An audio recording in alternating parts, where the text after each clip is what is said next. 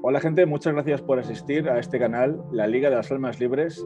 Y hoy tenemos un invitado muy especial, y digo muy especial porque aparte de que es un hombre que sabe mucho, Manuel Plataluque, no es lo que sabe, sino cómo ha llegado a saberlo, cómo ha llegado a razonarlo, porque está todo tan encriptado que resulta muy difícil intentar descifrar todo este mensaje, y él lo está consiguiendo a través de, por ejemplo, uno de sus libros, porque él es, aparte de investigador, también es escritor.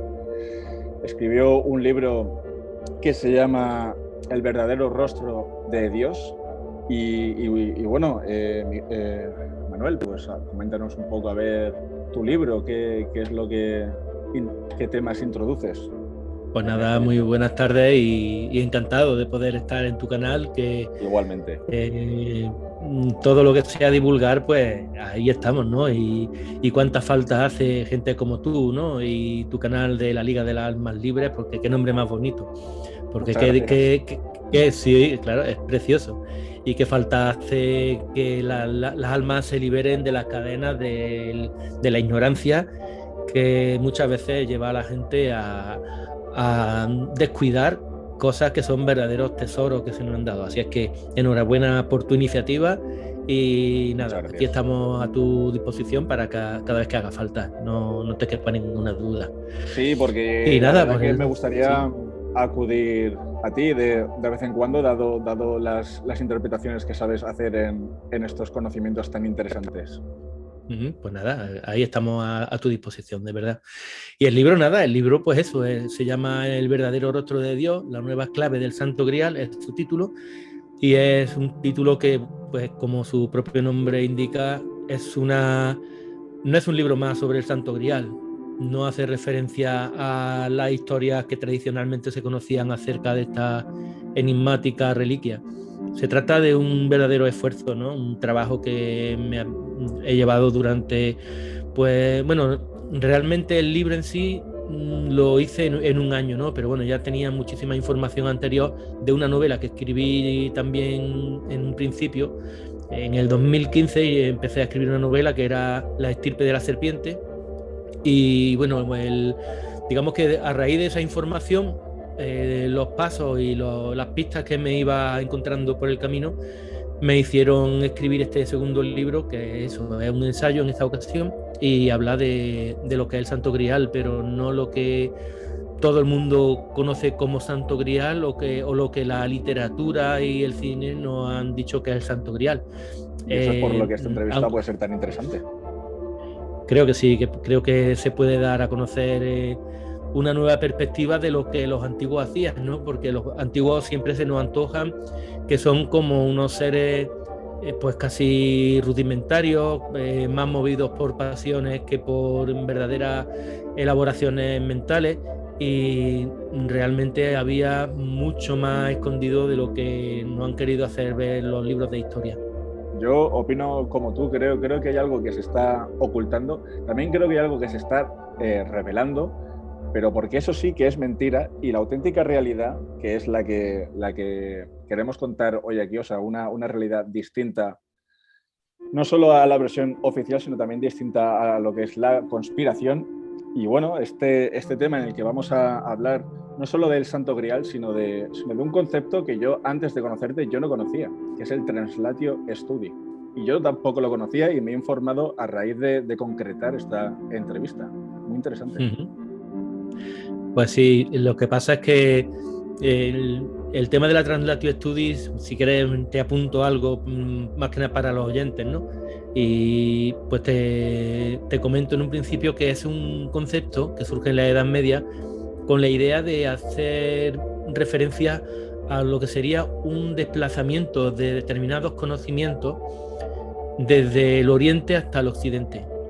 Entonces, digamos que este concepto surge en la Edad Media y en sus orígenes, en lo que es la elaboración del concepto en sí mismo,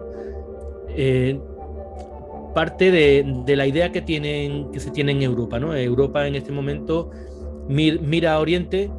Entonces, bueno, pues el primer autor que habla de este concepto, Translatio Studi, es Chrétien de Troyes, un personaje del que más adelante hablaremos y tus oyentes pues creo que se sorprenderán, ¿no?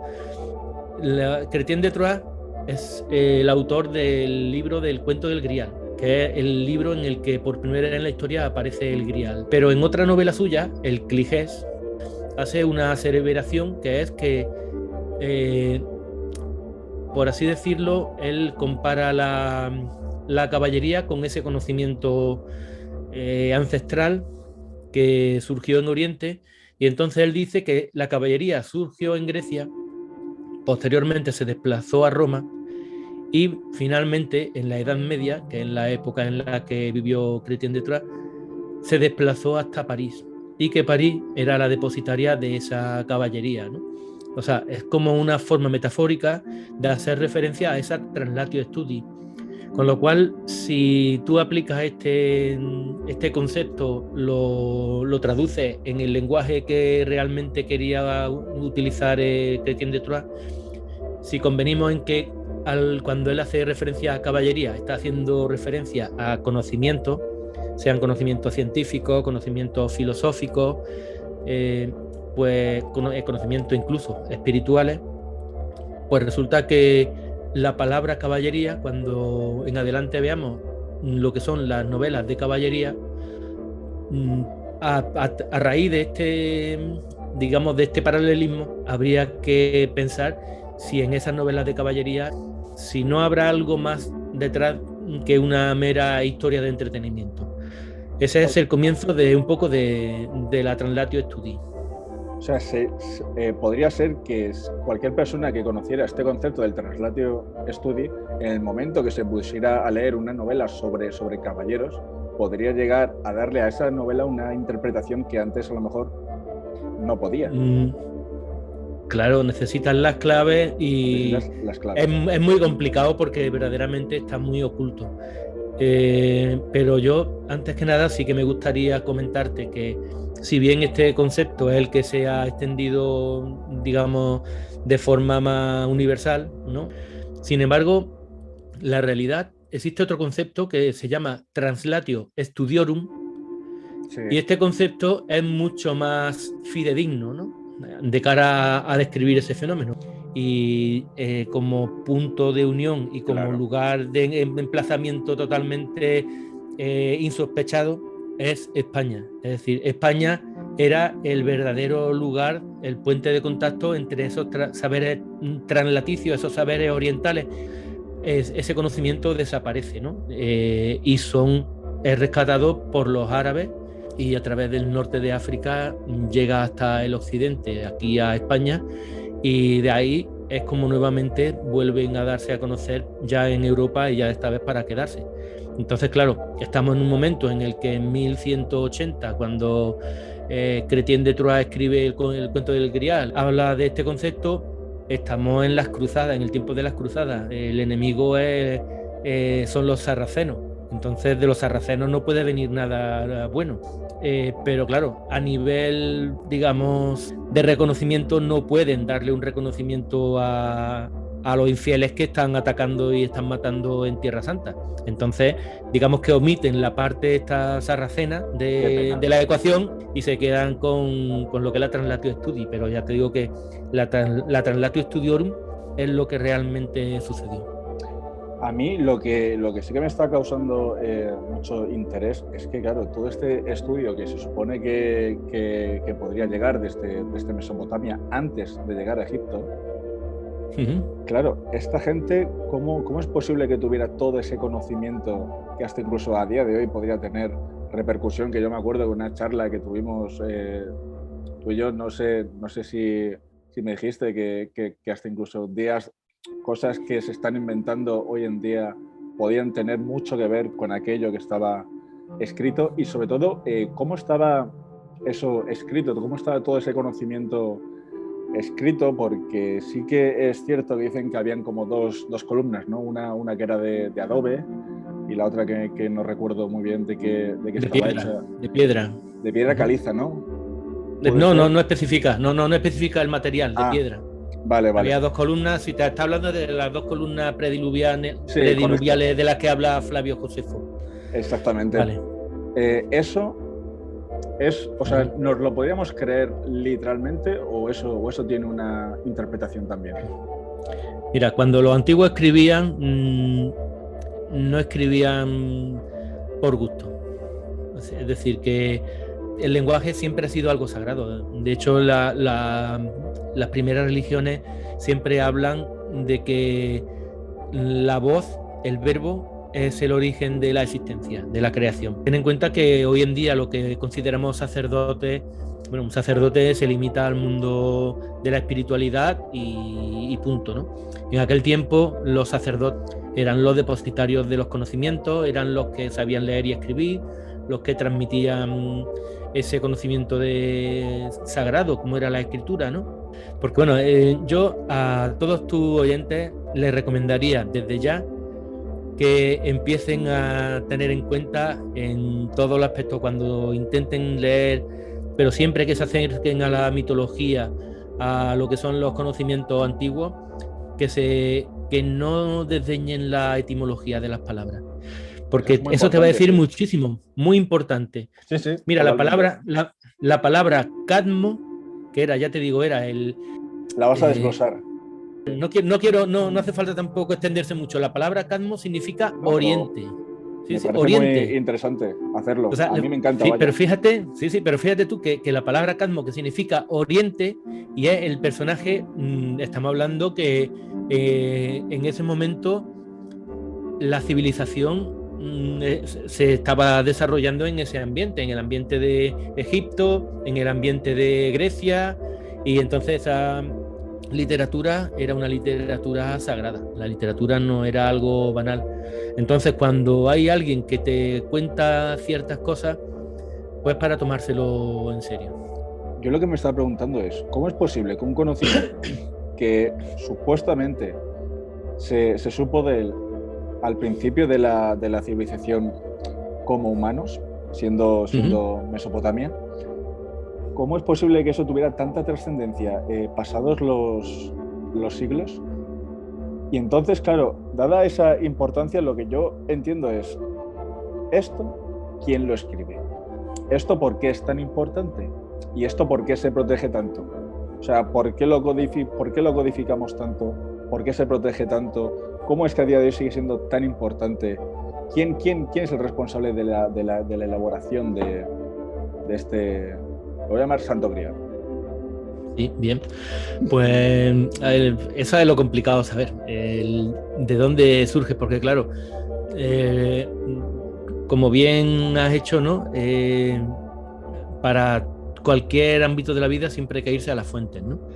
Aquí lo fundamental es saber, vale, si alguien en un momento dado creó el concepto de translatio studi y hablaba de unos saberes que venían del Oriente y llegaron hasta el Occidente, ¿por qué, por ejemplo, enmascararlo, ¿no? Como te decía en un principio, y entonces te están hablando de conocimiento.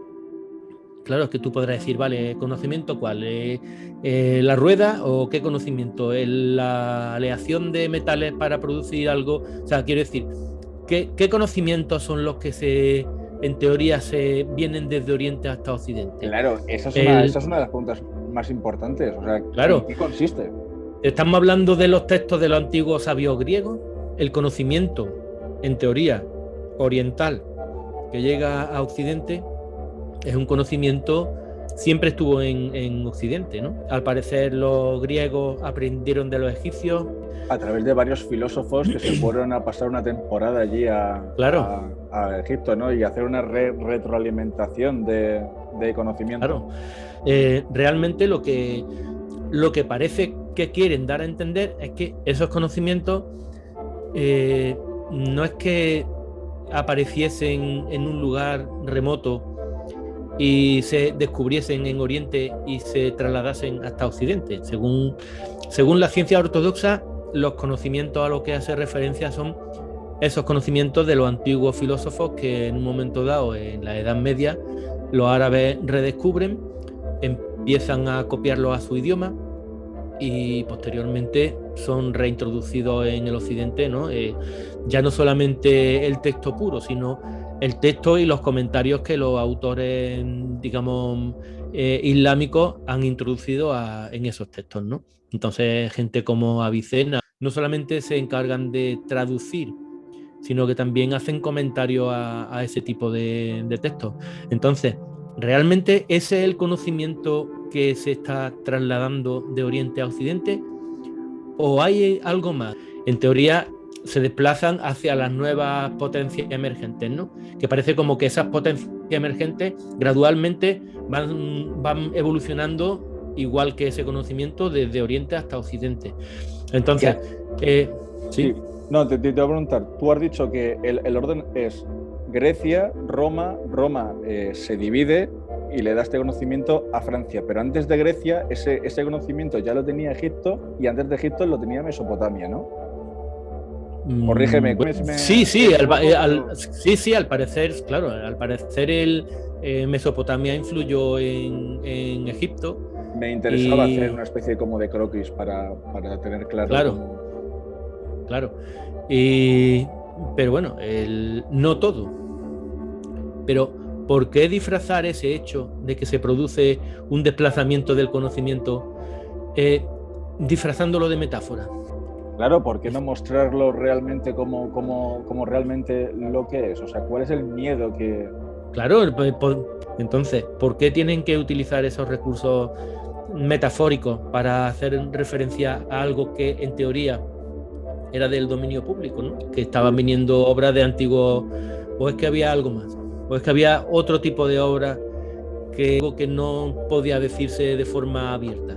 Claro, es que ahí es donde entra una buena labor de querer investigar todos estos asuntos. Me estoy refiriendo a que si tú tratas de ocultar algo a todo el mundo, ya eso te hace sospechar de lo importante o de lo efectivo que puede ser ese supuesto conocimiento que están guardando. Y ya no solamente eso, sino que además, me reitero otra vez en la pregunta, si ese conocimiento es tan importante como para guardarlo tan celosamente, ¿quién ha sido el primero en elaborar esto? Y la cuestión es que yo, conforme iba leyendo todos estos documentos y PDFs sobre el Translatio Studi, digo que no va a ser la Atlántide, todo ese tipo de civilizaciones antiguas que han dejado como este legado, porque claro, realmente si no piensas esto, o esto lo hemos creado nosotros, o esto viene de los extraterrestres, o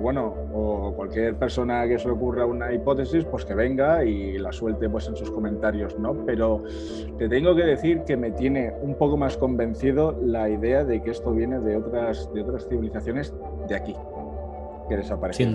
Sin duda.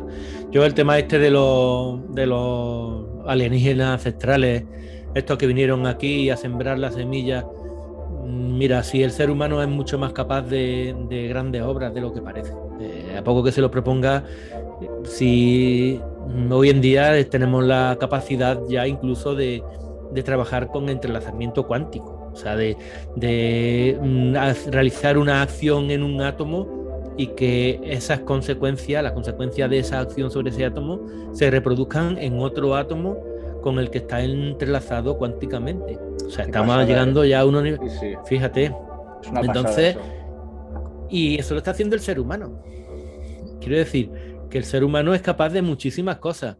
Y entonces, en este sentido, yo sí que estoy de acuerdo con eso, con que hubo una civilización además muy, muy altamente desarrollada, que nos transmitió ese tipo de conocimiento, pero no lo digo.